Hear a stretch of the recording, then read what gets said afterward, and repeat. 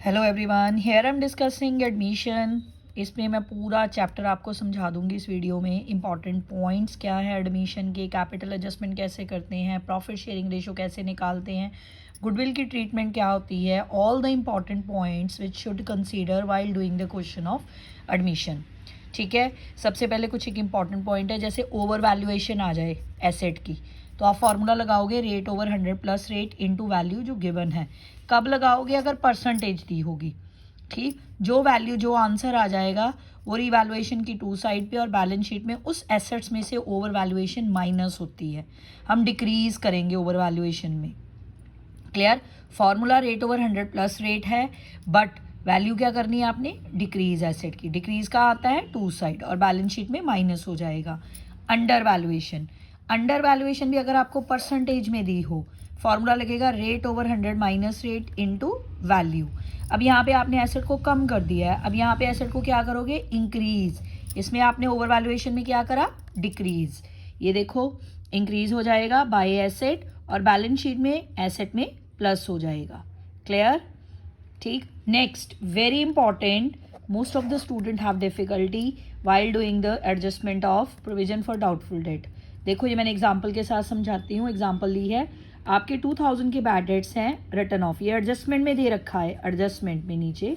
ठीक, provision is to be created 10%, ये आपको बोला है, ये आपको बैलेंस शीट दे रखी है, डेटर हैं 10,000 के, प्रोविजन है 600 की। ठीक, अब इसको आप एडजस्ट कैसे करोगे? ध्यान से देखो क्वेश्चन को। एडजस्टमेंट आप कैसे करोगे? रीवैल्यूएशन में आप न्यू बैड डेट्स 2000 के डाल दोगे और डेटर 10,000 में से माइनस कर दोगे। आपकी प्रोविजन थी 10%, जो माइनस करके 8,000 आया उस पर 10% लगाओगे, कितनी आ गई? 800। ऑलरेडी आपकी प्रोविजन कितनी थी? 600, अब बढ़ के कितनी हो गई है? 800। रिवैल्यूएशन में कितनी डालोगे? 200। अगर कम हो जाती तो बाई साइड डाल दो, अगर बढ़ रही है कंपैरिजन कर लो, अगर बढ़ रही है तो बाई साइड डाल दो, अगर कम हो रही है तो टू साइड डाल दो। क्लियर? बैड डेट्स को एज इट इज डाल दो, दो जगह एडजस्टमेंट दो जगह जाती है, रिवैल्यूएशन में 2 और डेटर में से माइनस।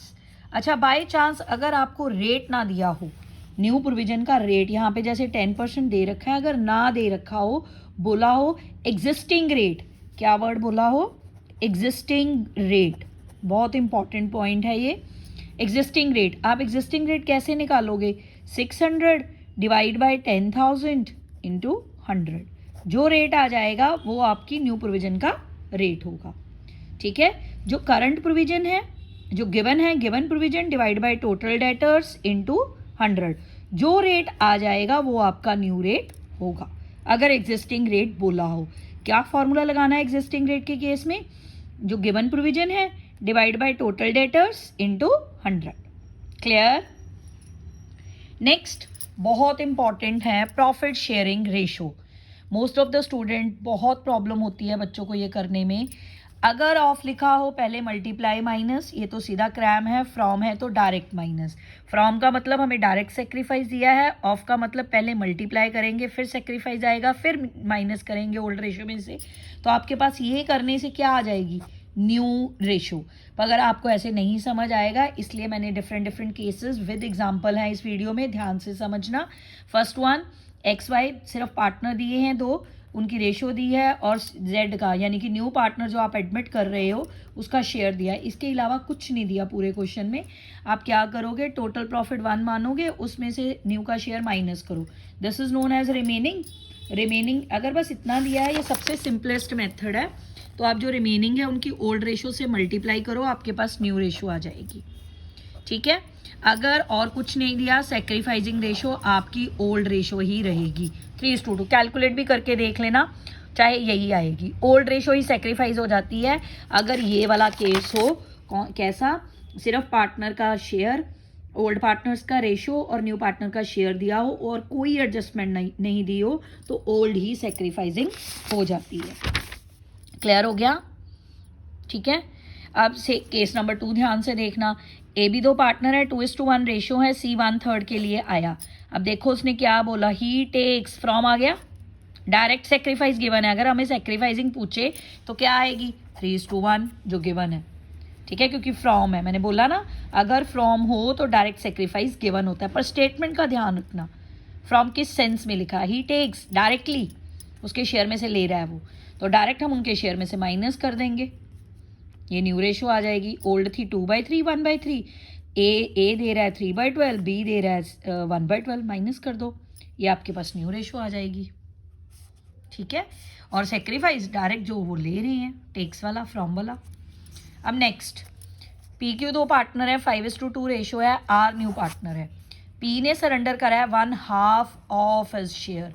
अब कितना है उसके शेयर का, ऑफ लिखा ना, पहले आप क्या करोगे, मल्टीप्लाई 5/7 इंटू हाफ, इसका 2/7 इंटू 1/3, ये इनका सेक्रीफाइस आ गया, ये वाला।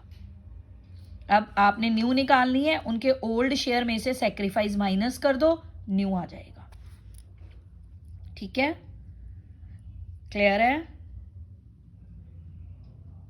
ठीक,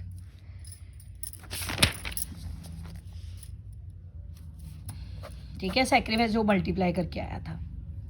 अब नेक्स्ट है केस नंबर 4, 2 पार्टनर है, एल एंड एम, 2:1 रेशो है। ओ ने ज्वाइन करा है 1/3 शेयर के लिए। अब ओ अपने शेयर को एक्वायर कर रहा है एक पर्टिकुलर रेशो में एल और एम से। अगर आपको पर्टिकुलर रेशो दी हो और न्यू पार्टनर का शेयर दिया हो, पहले मल्टीप्लाई करो, वो उसका सेक्रीफाइस आ जाएगा। जैसे 2/3 एल का ओल्ड शेयर था, वो कितना दे रहा है 3/4, मल्टीप्लाई करो, एल का सेक्रीफाइस आ जाएगा, उसके ओल्ड शेयर में से सेक्रीफाइस माइनस करो, न्यू रेशो आ जाएगी। याद रखना, अगर स्पेसिफिक रेशो दे रखी हो और न्यू पार्टनर का शेयर, तो पहले मल्टीप्लाई फिर माइनस। ठीक है, ऑफ वाला केस लग जाता है स्पेसिफिक में।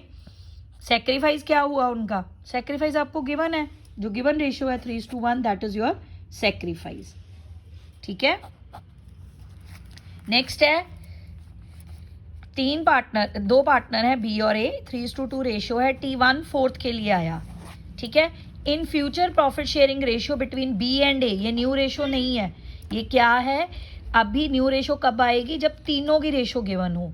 अभी तो 2 की बोली है, पर इसमें आपको कौन सी रेशो दे रखी है, फ्यूचर। कहने का मतलब जो रिमेनिंग प्रॉफिट है वो ओल्ड रेशो में नहीं, इस रेशो में डिस्ट्रीब्यूट करेंगे ओल्ड पार्टनर, 3:2 में नहीं, 2:1 में। इस क्वेश्चन को आप कैसे करोगे, 1 में से 1/4 माइनस करो, रिमेनिंग बचा 3/4। ठीक है, रिमेनिंग कितना बचा 3/4। बी का न्यू शेयर क्या आएगा, अब 3/4 इंटू 2/3, 3/5 नहीं करोगे आप, 2/3 करोगे, ये बी का न्यू शेयर आ गया। ए का न्यू शेयर है 3/4 इंटू 1/3। ठीक है, सी का तो 1/4 गिवन है, ऐसे आप रेशो बना लोगे। याद रखना, अगर आपको कोई भी फ्यूचर रेशो पुराने पार्टनर्स की दी हो, तो रिमेनिंग प्रॉफिट उस रेशो में डिस्ट्रीब्यूट करना है।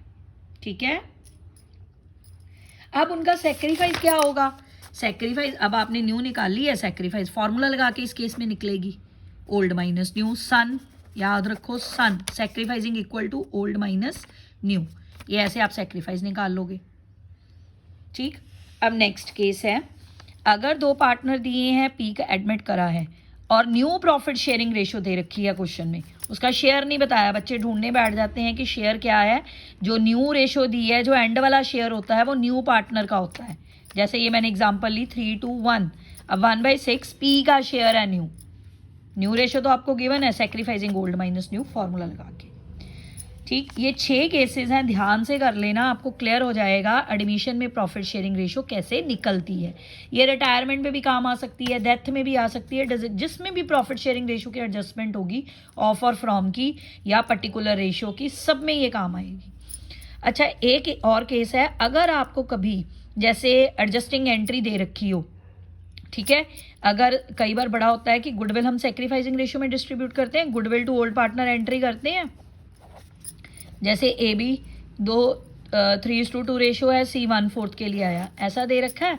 ठीक है, आपने गुडविल सपोज 10,000 है, 3/5 क्या बनेगा इसका 6,000, 4,000। आपको ये एंट्री दे रखी है, उसने बोला कि न्यू रेशो निकालो। अब आप डायरेक्ट क्या करते हो, इसी रेशो को सेक्रीफाइस मान लेते हो, ऐसे नहीं करना। याद रखना, जब भी एंट्री दे रखी हो, पहले आप रेशो निकालो, जो बनती है जैसे 6:4, उसको इसके शेयर के साथ मल्टीप्लाई करो, ठीक है, फिर टोटल सेक्रीफाइस आएगा, याद रखना। ठीक, अगर बाय चांस कोई भी एंट्री दे रखी हो गुडविल की, उसने बोला हो हमें पता है गुडविल एडमिशन में सेक्रीफाइसिंग रेशो में जाती है, आप वो रेशो निकालो, फिर उसको न्यू पार्टनर के शेयर के साथ मल्टीप्लाई करो, मल्टीप्लाई करोगे तभी आपके पास न्यू शेयर आएगा। ये मैं अभी आपको एग्जांपल करवा देती हूँ लास्ट में ये कैसे है, क्योंकि ये एक्सेप्शनल केस है, ठीक है।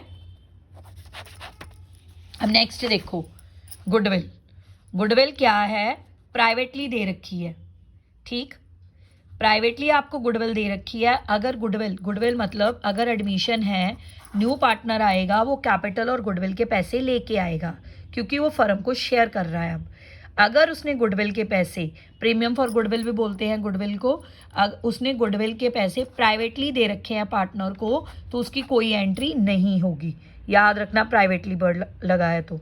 अगर वो अपनी गुडविल के पैसे कैश में लेके आ रहा है, cash to goodwill to C's capital, capital तो हमेशा कैश में होती है, याद रखना एडमिशन में। गुडविल में और मे नॉट भी हो सकती है, कैपिटल हमेशा किस में होती है, कैश में होती है। ये एंट्री है, अगर तो फिक्स्ड है तो करंट वर्ड आ जाएगा जनरल एंट्री में, अगर फ्लक्चुएटिंग है तो कैपिटल वर्ड आ जाएगा। याद रखना गुडविल हमेशा सेक्रीफाइसिंग रेशियो में डिस्ट्रीब्यूट होती है। मैंने अभी आपको 6 केसेस में बताया कि गुडविल कैसे, सॉरी, सेक्रीफाइसिंग रेशियो कैसे कैलकुलेट करनी है। अब इसको डिस्ट्रीब्यूट करोगे बाय गुडविल, कैपिटल को लिख दोगे बाय कैश, और बैलेंस शीट में क्या करोगे, गुडविल और कैपिटल दोनों कैश में आए हैं, दोनों प्लस करके डाल दोगे, ठीक है। ये सबसे सिंपलेस्ट केस है। अगर वो गुडविल के पैसे कैश में नहीं लाता, अगर आपको फर्म की गुडविल गिवन है, उसका सपोज शेयर 1/5 है, तो 1/5 करो, 40 आ गई। अब इस केस में आप एंट्री क्या करोगे, करंट, उसके करंट अकाउंट्स में से निकालोगे, गुडविल वर्ड नहीं लिखोगे, यहाँ पे क्या लिख दोगे, जेड्स करंट, 2y x और y सेक्रीफाइसिंग रेशियो में इक्वल थी, ठीक, और कैपिटल वो कैश में लेके आएगा, कैश या बैंक टू जेड्स कैपिटल 1 लाख, बाय जेड्स करंट 2020 चला गया, और बाय कैश आप क्या लिखोगे, कैपिटल के पैसे उसके अकाउंट में, ठीक है, और जो कैपिटल है वो तो कैश में प्लस हो जाएगी। अब गुडविल नॉन कैश थी, जो आपने ये करंट लिखा है ना, वो आपका एसेट बन जाएगा 40,000 का, क्लियर, ठीक। नेक्स्ट केस होता है कि अगर जो न्यू पार्टनर है वो पार्शली लेके आ रहा है, पार्शली मतलब उसकी कैपिटल 1 लाख है, ठीक है, टोटल गुडविल उसकी 20 बनती थी, पर 12,000 वो कैश में लेके आया। ये ऊपर वाला थर्ड फोर्थ केस का मिक्सचर हो गया, आधी कैश में आधी नॉन करंट, ठीक। अगर वो कैश में लेके आ रहा है, उसकी एंट्री हमें आती है कैश टू गुडविल टू जेड्स कैपिटल, फिर वो जो कैश में लेके आ रहा है उसे सेक्रीफाइसिंग रेशियो में डिस्ट्रीब्यूट कर दो, और जो नॉन कैश बची 20 में से वो कैश लेके आया 12,000 का, 8,000 बच गई, 8,000 बच गई, उसे सेक्रीफाइसिंग रेशियो में डिस्ट्रीब्यूट कर दो, ठीक है। ये देखो डिस्ट्रीब्यूट कर दी। अब लिखोगे कैसे, अब लिखोगे कैसे, बाय जेड्स कैपिटल 1 लाख, गुडविल जो कैश में लेके आया, कैश में लेके आया 6,000, और करंट जो नॉन कैश थी 4,000, ठीक है। अब बैलेंस शीट में क्या करोगे, जो कैश में है वो कैश में प्लस कर दो, जो नॉन कैश है वो नॉन कैश ही रहने दोगे आप, ठीक है। देख लो ध्यान से इस केस को, इसमें दोनों केसेस हैं, जब वो गुडविल कैश में लेके आ रहा है और नॉन कैश में लेके आ रहा है, ठीक।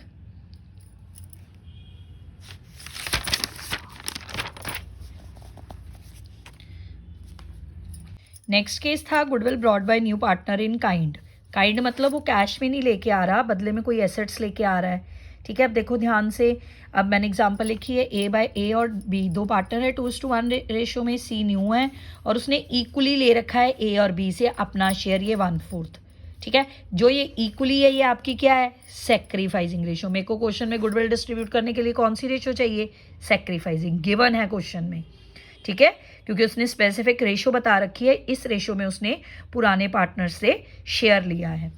देखो अब गुडविल और कैपिटल वो काइंड में ला रहा है, स्टॉक, मशीन, फर्नीचर और कैश, फर्म की गुडविल दे रखी है हमें 2 लाख। अब कैसे करोगे क्वेश्चन, एंट्री, सारे एसेट डेबिट कर दो। अब गुडविल कैसे निकालोगे, फर्म की दे रखी है, उसका शेयर लगा दो, 50,000 आ गई, और उसकी कैपिटल आप क्या निकालोगे, बैलेंसिंग फिगर, इसका टोटल कर लो, उसमें से 50 माइनस करो, 1 लाख इज योर आंसर। इसका टोटल बनता है 1,50,000, उसमें से 50 माइनस करो, 1 लाख की कैपिटल आ गई। गुडविल को डिस्ट्रीब्यूट कर दो ए और बी को, बाय गुडविल लिखो सैक्रिफाइसिंग रेशियो में। ठीक, बैलेंस शीट में पूरा 1,50,000, यहाँ गुडविल कैश में थी क्योंकि वो कैश में ही ले सारे एसेट्स लेके आए, इसे कैश में ही मानते हैं, इसलिए एसेट में ऐड कर दो। ठीक, क्लियर हो गया ये केस। याद रखना फर्म की गुडविल दे रखी होगी, फर्म की गुडविल पे शेयर लगाना तो न्यू पार्टनर की गुडविल आ जाएगी और कैपिटल उसकी बैलेंसिंग फिगर निकलेगी काइंड वाले केस में, काइंड वाले में। नेक्स्ट केस है goodwill withdrawn by old partner. अगर आपने सपोज करो यही एग्जांपल ली है, 25,000 उन्हें डिस्ट्रीब्यूट कर दी, यही गुडविल पार्टनर्स ने विड्रॉन करी है हाफ। अगर विड्रॉन करी है हाफ, एंट्री होगी ए बीज कैपिटल टू बैंक। क्या करोगे फिर, टू बैंक ये डालोगे। याद रखना पहले गुडविल डिस्ट्रीब्यूट कर लेना सैक्रिफाइसिंग रेशियो में बाय साइड, फिर उसका हाफ करना है जो डिस्ट्रीब्यूशन करके आएगा अपने अपने शेयर का। 60% बोला होगा तो 25,000 का ही 60 निकालोगे आप। ठीक है, अपने अपने शेयर का निकालना है, याद रखना ये। यहाँ टोटल गुडविल का मत निकालने बैठ जाना, पहले डिस्ट्रीब्यूट करो फिर टू बैंक विड्रॉन की एंट्री करो, पार्टनर्स कैपिटल टू बैंक। और ये कैसे आया, 25,000 का हाफ, 25,000 का हाफ। अब बैलेंस शीट में क्या करोगे, क्या गुडविल तो 50 लेके आया था, जो विड्रॉन करी वो माइनस कर दोगे कैश या बैंक में से। ठीक, क्लियर। ये नहीं, ये 6th केस था। 7th है ओल्ड गुडविल अपीयर्स इन बुक्स। अगर गुडविल पुरानी गुडविल यानी कि बैलेंस शीट में एसेट साइड में आपको गुडविल दे रखी है ऑलरेडी, बैलेंस शीट में एसेट साइड में पुरानी बैलेंस शीट में, तो आप क्या करोगे, ए बी टू गुडविल। कहने का क्या मतलब है, गुडविल को कैंसिल कर दोगे आप, या आप उनके कैपिटल अकाउंट में टू गुडविल लिखोगे। न्यू वाली बाय साइड आती है, जितने भी केस करें हमने, ये ओल्ड गुडविल टू साइड में, ओल्ड रेशो में। कौन सी रेशो में, ओल्ड रेशो में, ओल्ड पार्टनर्स को याद रखो ये। ठीक है, next hidden goodwill. Hidden goodwill देखो क्वेश्चन में बोला होता है कि वो गुडविल के पैसे लेके आएगा या वो गुडविल ला रहा है, पर हमें कहीं भी गुडविल गिवन नहीं होती, समझ जाना वहाँ पे हिडन गुडविल है। ये मैंने एग्जांपल ली है, जैसे 3 पार्टनर हैं, 50,000 कैपिटल है, 1:1 रेशियो है, सी 1/4 के लिए आया, 60,000 अपनी कैपिटल लेके आया। ठीक है, उन्होंने बोला कैलकुलेट सीज गुडविल। अगर शॉर्ट क्वेश्चन आता है तो आप कैसे करोगे, पहले total desired capital minus capital of old partner, सब माइनस कर देना, आपके पास हिडन आ जाएगी। करते कैसे हैं, 60,000 जो न्यू पार्टनर की कैपिटल है उसके शेयर का रेसिप्रोकल कर दो, ये आपके पास डिजायर्ड टोटल कैपिटल आ जाएगी। एग्जिस्टिंग या कैपिटल ऑफ ओल्ड पार्टनर कैसे निकालोगे, 60 + 50 + 50, तीनों पार्टनर की कैपिटल्स को प्लस कर दो और डिजायर्ड में से ये माइनस कर दो, ये आपकी हिडन गुडविल आ गई 80,000। अब अगर ये फर्म की आएगी, इस पे आप न्यू पार्टनर का शेयर लगाओगे, उसका शेयर बनता है 20,000। उसका शेयर कितना बनता है, 20,000। शेयर लगाना मत भूलना, ये फर्म की आती है हिडन गुडविल जब भी आती है। ठीक है, उस पर शेयर लगाओ, 20,000 आ गई। अब it will depend upon question कि वो कैश में लाया कि नॉन कैश में लाया, तो बाय गुडविल आ जाएगा, अगर नॉन कैश में बाय करंट आ जाएगा। ठीक है, ये सारे केसेस हम पीछे कर चुके हैं, कैश और नॉन कैश। ये अब क्वेश्चन पे डिपेंड है कि वो क्या बोलते हैं, अगर कुछ नहीं लिखा तो कैश मान लो। क्लियर। नेक्स्ट, ये गुडविल के 7-8 केस बनाए थे मैंने।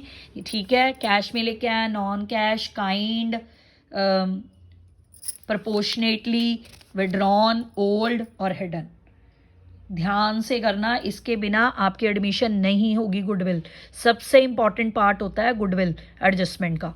नेक्स्ट है एक्यूमुलेटेड प्रॉफिट्स और रिजर्व या लॉसेस की ट्रीटमेंट। ये क्या होते हैं, देखो अगर लाइबिलिटी साइड में जो प्रॉफिट्स या रिजर्व्स दिए होते हैं उनकी एग्जांपल क्या है, प्रॉफिट एंड लॉस का credit balance, journal reserve, workman compensation fund, investment fluctuation fund या रिजर्व फंड।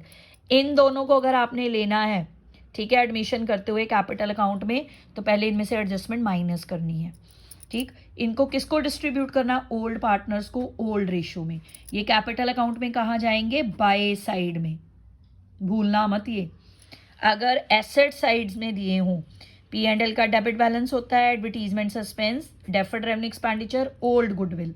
ओल्ड पार्टनर्स को ओल्ड रेशियो में कैपिटल अकाउंट की टू साइड में, न्यू को कुछ नहीं देना इसमें से। ये चार्ट अच्छी तरह लर्न कर लो, एडमिशन, रिटायरमेंट, डेथ, डिसोल्यूशन सब जगह काम आएगा। ठीक, अब एग्जांपल देखना, मैंने WCR यानी कि वर्कमैन कंपनसेशन के लिए जैसे 12,000 है, 2,000 क्लेम आ गया, 12 में से 2 माइनस करो, 10,000 बचा, 10,000 पार्टनर को डिस्ट्रीब्यूट कर दो और बैलेंस शीट में कितनी डालोगे जो आपको ये क्लेम दे रखा है। ये एडजस्टमेंट में, एडजस्टमेंट दो जगह जाएगी, एक WCR में से माइनस हुई, एक बैलेंस शीट की लाइबिलिटी साइड में। कौन सी साइड में? लाइबिलिटी, याद रखना। ठीक है, अब अगर 12,000 WCR क्लेम 14 का आ गया तो ये तो लॉस हो गया हमें, तो हम क्या करेंगे, रिवैल्यूएशन की 2,000 डालेंगे, बैलेंस शीट में क्लेम 14,000 आ जाएगा। पार्टनर्स को कुछ नहीं डिस्ट्रीब्यूट करना क्योंकि हमारा WCR कम है, क्लेम ज़्यादा है, लाइबिलिटी बढ़ गई, इंक्रीज इन लाइबिलिटी मान लो, रिवैल्यूएशन में 2 साइड जाती है ना, इंक्रीज इन लाइबिलिटी, और लाइबिलिटी साइड में चला जाएगा ये। ठीक है, एंट्री क्या होगी, WCR 12,000, टू प्रोविजन तो आपको 14 है, 2,000 डेबिट साइड बैलेंसिंग फिगर आ रही है, that is your loss, loss partner को डिस्ट्रीब्यूट कर दो, A's capital, B's capital, to revaluation अगर जनरल एंट्री आती है। क्लियर। अब नेक्स्ट है IFR, इन्वेस्टमेंट फ्लक्चुएशन रिजर्व या फंड, कुछ भी लिख के आए तो IFR आपको बैलेंस शीट में 60 दे रखा है, इन्वेस्टमेंट 1 लाख, मार्केट प्राइस 40। ये IFR इन्वेस्टमेंट के लिए यूज़ होता है, इसलिए ये इन्वेस्टमेंट की एडजस्टमेंट के साथ आएगा। अगर सिंपल दे रखा है IFR तो डिस्ट्रीब्यूट कर दो पार्टनर्स को, ये कुछ नहीं दे रखा तो IFR ओल्ड रेशो में ओल्ड पार्टनर को चला जाएगा। मैं आपको एग्जांपल बता रही हूँ with adjustment. 1 lakh, market price है 40, ठीक, आपको लॉस कितना हो गया 60 का। ये लॉस आप कहाँ से रिकवर करोगे, IFR से। IFR to investment journal entry होगी, बैलेंस शीट में इन्वेस्टमेंट अब 40 की आएंगी मार्केट प्राइस पे, पार्टनर्स को कुछ डिस्ट्रीब्यूट नहीं होगा, IFR आपका बैलेंस शीट में कैंसिल हो जाएगा क्योंकि 60 का लॉस था, 60 आपने यहीं से कवर कर लिया, लॉस IFR में से माइनस होता है इन्वेस्टमेंट का। ठीक, अब केस नंबर 2 देखो, बैलेंस शीट 60 का ही IFR एज्यूम करा, इन्वेस्टमेंट 50 थी, मार्केट प्राइस 70 का हो गया। आप ध्यान से देखो, इसमें आप IFR को पूरे का पूरा पार्टनर्स को डिस्ट्रीब्यूट करोगे ओल्ड रेशियो में। ठीक है, और बैलेंस शीट में इन्वेस्टमेंट 70 की आ जाएगी। अब आपको 20,000 का प्रॉफिट हो रहा है तो आप रीवैल्यूएशन की बाई साइड लिखोगे, बाई इन्वेस्टमेंट 20,000। ठीक है, अगर प्रॉफिट हो रहा हो तो रीवैल्यूएशन में जाता है, बैलेंस शीट में मार्केट प्राइस आता है, याद रखना। अगर प्रॉफिट है तो पूरे का पूरा IFR ओल्ड पार्टनर को आप डिस्ट्रीब्यूट करोगे। क्लियर। अब एक और केस मैंने लिया है, 60 का IFR है, मार्केट प्राइस आपका 1 लाख है, और सॉरी 1 लाख आपकी वैल्यू है, बुक वैल्यू, मार्केट प्राइस 70,000 है, आपका लॉस हो गया 30 का। ठीक है, अब हमारा IFR ज़्यादा है, 60 में से 30 माइनस करो, 30 बचता है, 30 पार्टनर्स के पास जाएगा, ये एंट्री है इसकी, IFR to investment to partners capital account. By IFR 15,000, investment में और सॉरी बैलेंस शीट में 70, रिवैल्यूएशन में कुछ नहीं जाएगा क्योंकि जो लॉस है वो हम IFR में से कवर कर गए। क्लियर। अगर बाय चांस यहाँ पे ऐसे आ जाता, लॉस आपकी इन्वेस्टमेंट 1 लाख की है, मार्केट प्राइस उसका नहीं, वो मैंने केस आपको करवा दिया, अच्छा पीछे करवा दिया, ये देखो प्रॉफिट है ये। ठीक है, ये इक्वल भी बता दिया, प्रॉफिट भी बता दिया और लॉस भी बता दिया। ठीक, क्लियर। हाँ नहीं, एक केस बन सकता है 1 लाख और इसकी वैल्यू आपकी 20,000 रह गया मार्केट प्राइस, सपोज। हाँ, ये वाला केस बन सकता है एक और। 1 लाख आपका इन्वेस्टमेंट की वैल्यू है, मार्केट प्राइस 20,000 है। ठीक है, अब आपका लॉस हो गया 80,000 का, ये आपका लॉस है। IFR आपके पास 60,000 का है, लॉस आपका 80,000 का है। आप क्या करोगे, रीवैल्यूएशन अकाउंट में टू इन्वेस्टमेंट 20,000 डालोगे, डिक्रीज इन एसेट। IFR नहीं बांटोगे पार्टनर्स को, बैलेंस शीट में आपकी इन्वेस्टमेंट कितने की आ जाएगी, 20,000 की। दोबारा समझो, इन्वेस्टमेंट 1 लाख की, सपोज उसका मार्केट प्राइस 20,000 हो गया, आपका लॉस 80 हो गया, IFR आपके पास 60 है और लॉस आपका IFR से ज़्यादा हो गया, तो आप रीवैल्यूएशन में 2 साइड डालोगे लॉस, ठीक, और बैलेंस शीट में 20, वहाँ पे तो मार्केट प्राइस ही आता है। क्लियर हो गया।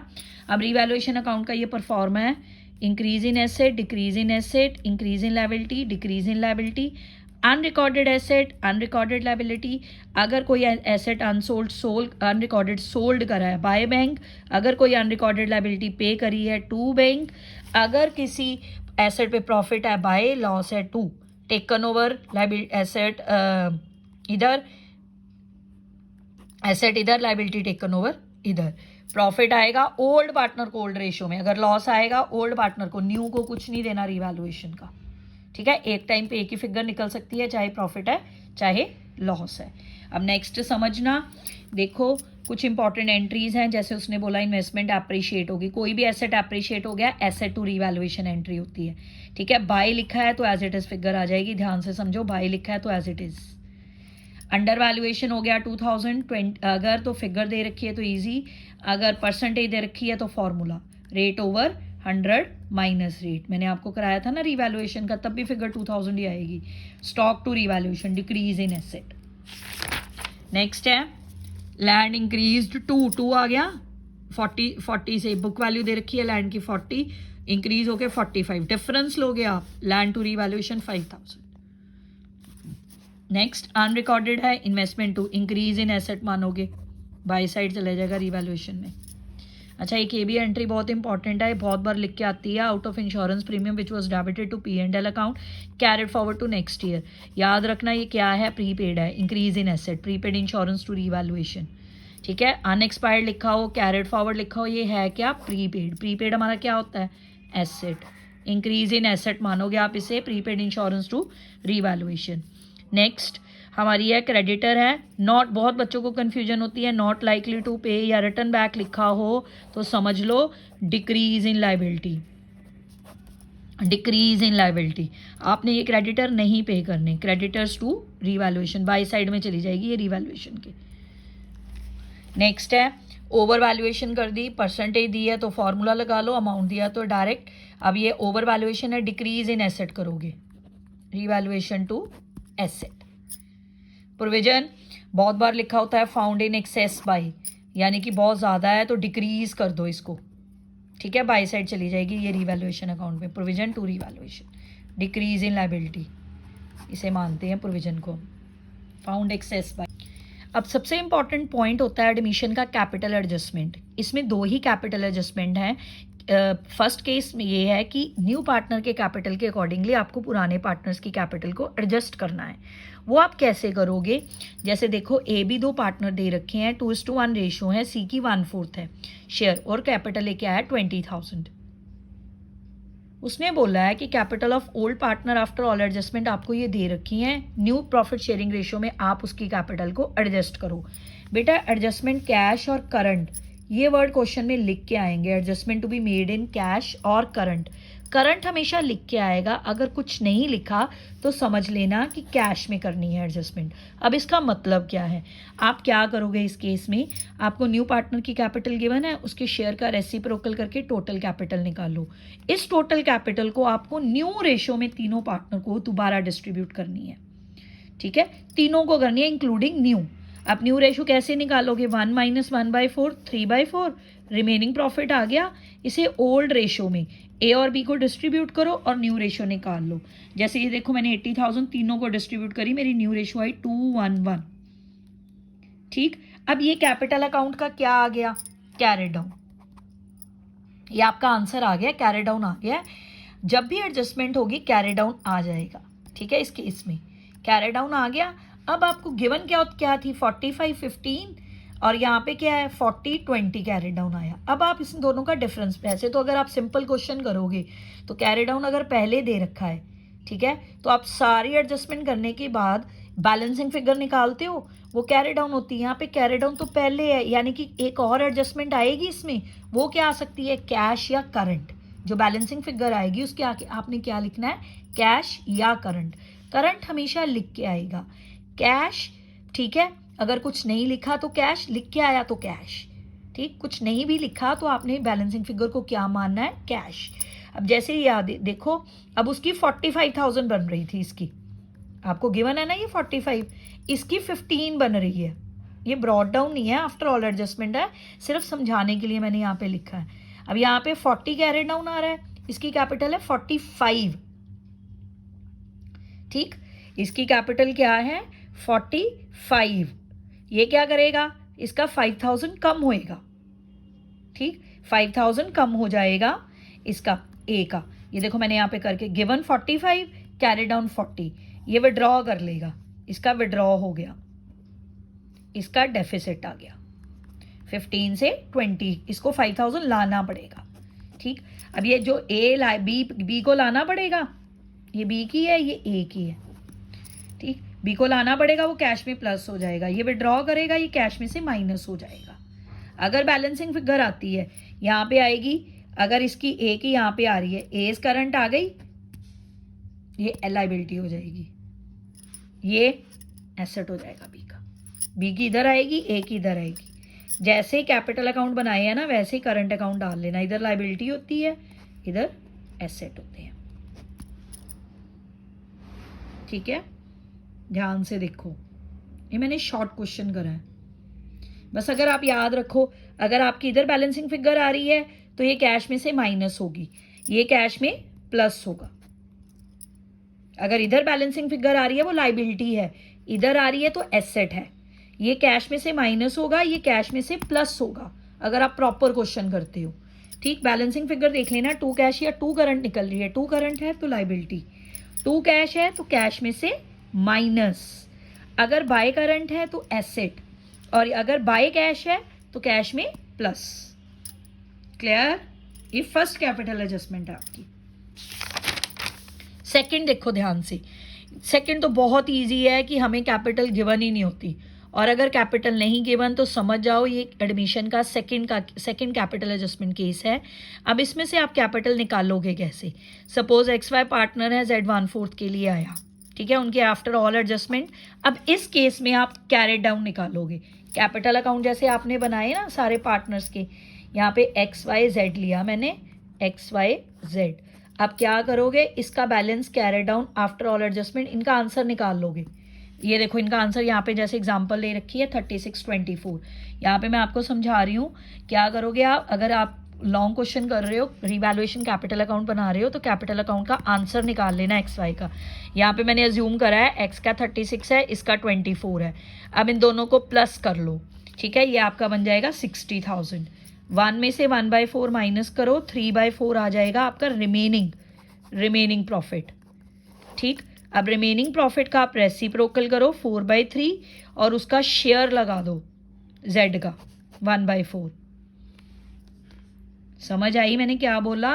आप X और Y का आंसर निकालो, मैंने यहाँ पे अज्यूम करा है 36 और 24, यह इनका कैरेट डाउन है, इसका आंसर 36 है, इसका आंसर 24 है, इन दोनों को प्लस कर लो, ठीक, कैपिटल आ जाएगी।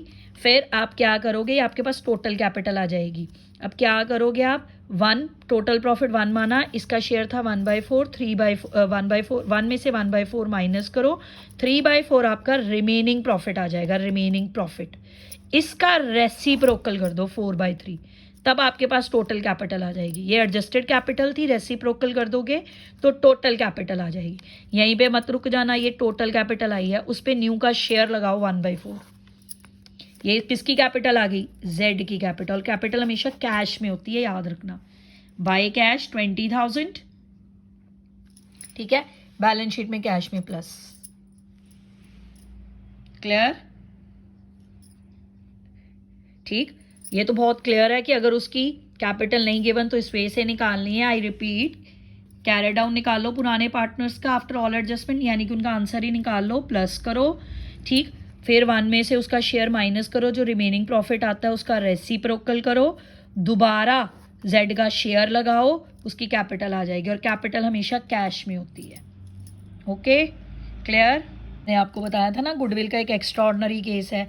अगर आपको गुडविल की एंट्री दे रखी हो, गुडविल 40 A और B में डिस्ट्रीब्यूट करी है 30-10, ठीक है, इसमें आपको बोला उसने न्यू रेशो निकालो, C का शेयर दे रखा है न्यू पार्टनर का, AB की ओल्ड रेशो दे रखी है। आप न्यू रेशो कैसे निकालोगे, जो डिस्ट्रीब्यूशन की रेशो है वो 3:1 बनी, अब डायरेक्ट अब इसके शेयर में माइनस नहीं कर दोगे ओल्ड में से, पहले ये वाली रेशो को आप C के शेयर से मल्टीप्लाई करोगे। कैसे 1/4 इंटू 3/4, 1/4 इंटू 1/4, ये आ जाएगा ए का टोटल सेक्रीफाइस, ये ए का सेक्रीफाइस आएगा, ये बी का सेक्रीफाइस आएगा, ठीक है। 3/16, 1/16। अब न्यू कैसे निकालोगे, ए की ओल्ड कितनी है 3/5, अब इसमें से आप 3/16 माइनस कर दो। अब बी की 2/5 माइनस 1/16, सी की तो 1/4 ही रहेगी, ठीक। अब 80 आ गया, 48 माइनस 15 कितनी आ गई 33/80। अब बी की 80 एलसीएम, ये ए का शेयर है, ठीक है। अब बी का कैसे निकालोगे, 2/15, दोबारा देख लो, ए का आएगा 3/5 माइनस 3/16, 80, 48 माइनस 15, 33/80। बी का आएगा 2/5 माइनस 1/16, 80, 32 माइनस 5, 27/80। सी का तो है ही 1/4 गिवन है हमें, ठीक है। अब न्यू रेशो क्या बनी, 33/80, 27/80, 1/4। It is your LCM 33, 27, 20। This is your new ratio. याद रखना ये एक्सेप्शन है, मतलब बहुत इंपॉर्टेंट केस है, बहुत बार क्वेश्चंस में आया हुआ है। आई रिपीट, अगर आपको गुडविल की एंट्री दे रखी हो, न्यू पार्टनर का शेयर दे रखा हो, ओल्ड पार्टनर की रेशो दे रखी हो और न्यू रेशो बोली हो, यहाँ से सेक्रीफाइस निकाल लो, मतलब यहाँ से उनकी रेशो बनाओ, फिर उसके ओल्ड शेयर से मल्टीप्लाई करना मत भूलना, न्यू पार्टनर के शेयर से, न्यू पार्टनर के, तभी आपके पास ए और बी का टोटल सेक्रीफाइस आएगा।